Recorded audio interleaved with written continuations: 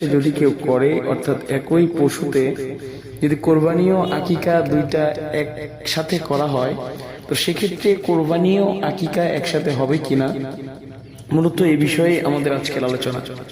সুপ্রিয় দর্শক, আমাদের দেশে বেশিরভাগ যেটা দেখা যায় সেটি হলো কোরবানির সময় কোরবানির পশুর সাথে ভাগে আকিকাটাও বেশি দেওয়া হয়, অথচ হাদিসের দ্বারা প্রমাণিত যে আকিকার 7 দিনের দিন দেওয়া সুন্নাত, আর আকিকা দেওয়া আলাদা একটি সুন্নাত, আর 7 দিনের দিন দেওয়া আর একটা সুন্নাত।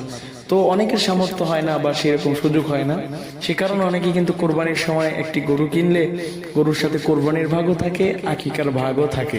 তো অনেকেই বলে যে এইভাবে হবে না, আবার অনেকেই বলে হবে, একটা দ্বিধাদ্বন্দ্বের মধ্যে পড়ে যায়।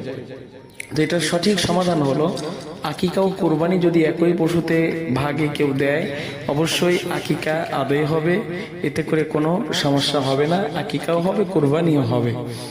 তবে আকিকা মেয়ের ক্ষেত্রে একটি ভাগ এবং ছেলের ক্ষেত্রে 2টি ভাগ নিতে হবে।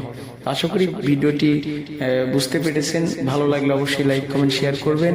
কোরবানি ও আকিকা সংক্রান্ত যে কোনো বিষয়ে প্রশ্ন থাকলে কমেন্ট বক্সে প্রশ্ন করতে পারেন। ধন্যবাদ। আল্লাহ হাফেজ।